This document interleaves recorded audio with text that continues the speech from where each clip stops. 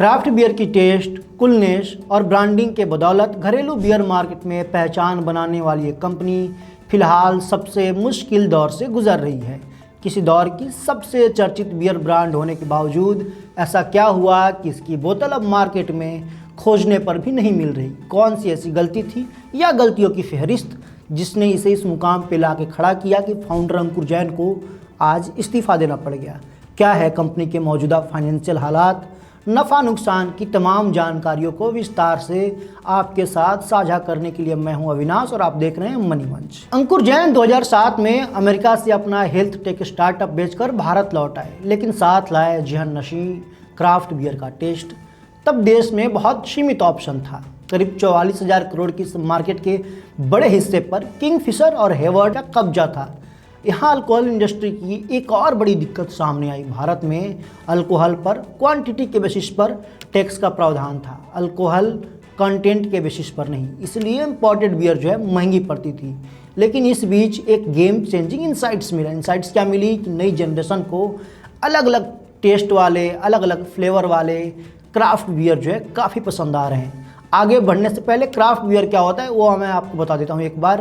देखिए, craft beer जो होता है वो नॉन मशीनरी तरीके से बनाया जाता है, या ऐसे कह सकते हैं उसको कि एक ट्रेडिशनल तरीका होता है बियर बनाने का जो पुरातन समय से चलता आ रहा है। तो अब छोटे छोटे ब्रूरीज में उसको बनाया जाता है, उसी को क्राफ्ट बियर कहते हैं। और ये जो दूसरे बियर होते हैं मार्केट में उसके मुकाबले थोड़ी हल्की होती है, थोड़ी स्मूथ होती है और एक्सपीरियंस पूरा देती है। लेकिन तमाम पॉजिटिव हिंट्स के बावजूद किंगफिशर की बादशाहत को चैलेंज करना आसान कहीं से नहीं था। अंकुर जैन ने बीरा 91 लॉन्च तो कर दिया, लेकिन डिस्ट्रीब्यूशन अभी भी बड़ा चैलेंज था। अंकुर जैन के जिंदगी की सबसे बड़ी कामयाबी भी यही है कि उन्होंने इसी डिस्ट्रीब्यूशन का तोड़ निकाला।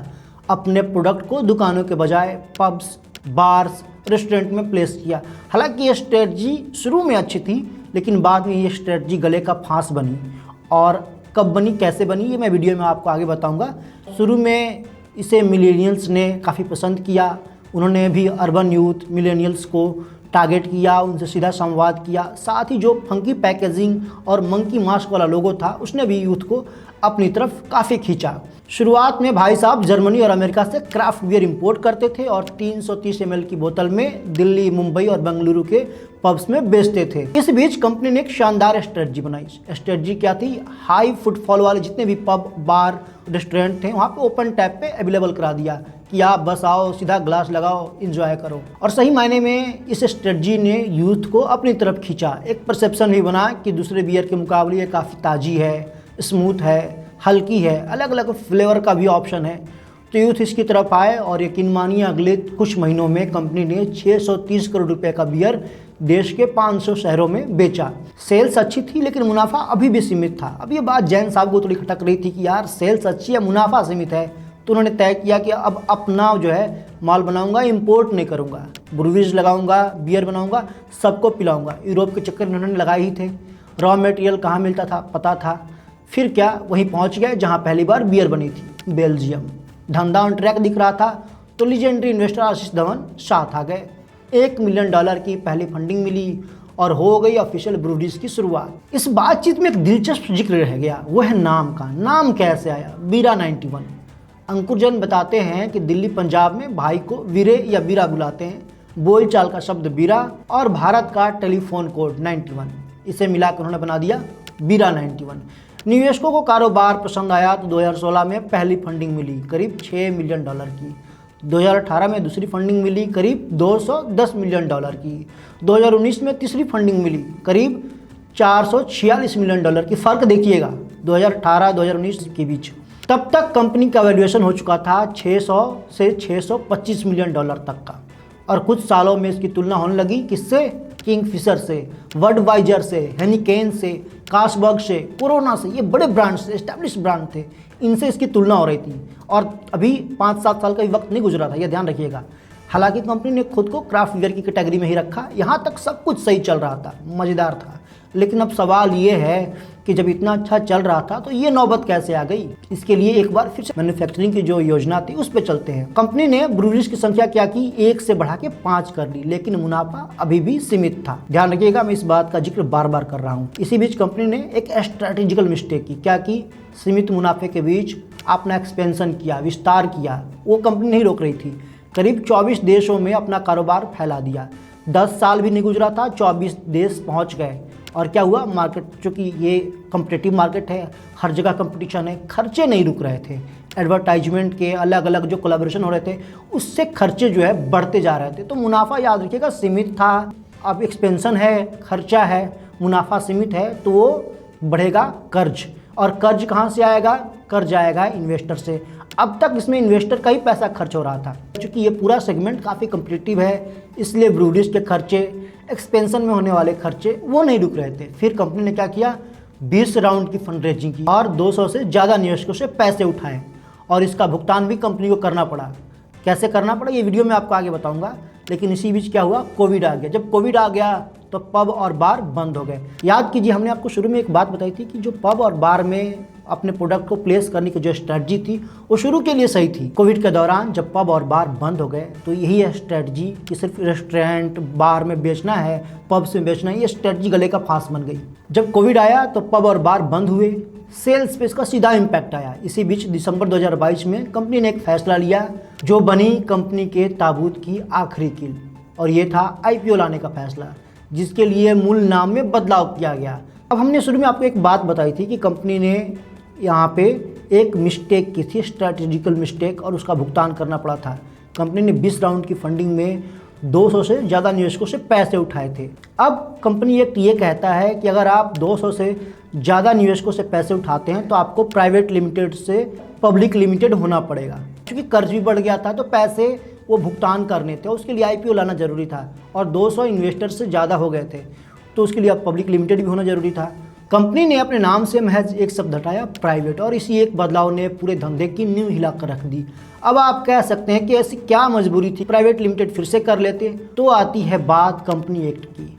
कंपनी एक्ट के अनुसार अगर आपकी कंपनी में 200 से अधिक इन्वेस्टर हैं तो आपको पब्लिक लिमिटेड होना पड़ेगा। और यही बात इस स्टोरी को काफ़ी हद तक इंटरेस्टिंग बनाता है, क्योंकि ये फैसला लेने से पहले प्रमोटर को इसके संभावित नुकसान का आकलन नहीं था, अनुमान नहीं था। और यही सबसे बड़ी चूक हुई। कई राज्यों में शराब बेचने के लिए label, registration, excise approval, licence दोबारा लेने पड़े।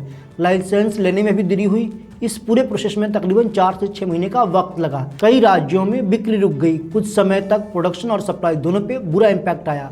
अनलिस्टेड जोन की रिसर्च के मुताबिक तकरीबन 80 करोड़ रुपए का तैयार स्टॉक जो रखा हुआ था वो खराब हो गया।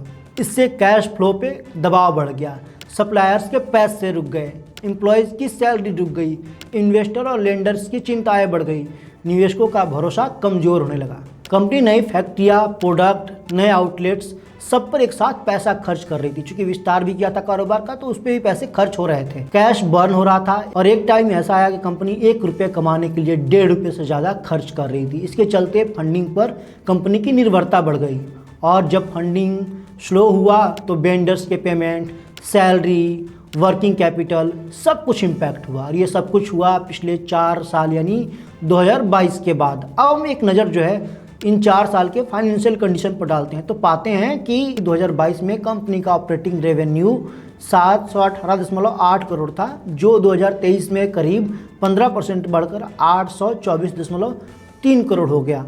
वही 2022 में कंपनी का EBITDA मार्जिन जो -29.7% दर्ज किया गया था वो 2023 में सुधार कर -25.4% हो गया। वहीं 2023 में कंपनी की आय करीब 807 करोड़ थी और नुकसान जो है 445 करोड़ था। यानी कंपनी की बिक्री तो बढ़ी लेकिन मुनाफा नहीं कमा पा रही थी कंपनी, ये सच था। FY24 में आय घटकर करीब 638 करोड़ हो गई और नुकसान बढ़कर पहुंच गया 748 करोड़ तक। B9 बेवरेज का जो मौजूदा कर्ज है वो तकरीबन 1000 करोड़ के आसपास का है। इसी बीच खबर आई कि कंपनी ने लेंडर्स के साथ समझौता किया है। फाउंडर अंकुर जैन बोर्ड से बाहर हो चुके हैं। प्रमोटर फैमिली जो है समझौते के तहत 18.8% की हिस्सेदारी छोड़ेगी। फिलहाल जो कंपनी है फिर से रिस्ट्रक्चरिंग के प्रोसेस से गुजर रही है। निवेशक कंपनी को दोबारा खड़ा करने की कोशिश कर रहे हैं एक साफ सुथरी बैलेंस शीट के साथ। अब आते हैं स्टोरी के निष्कर्ष पर।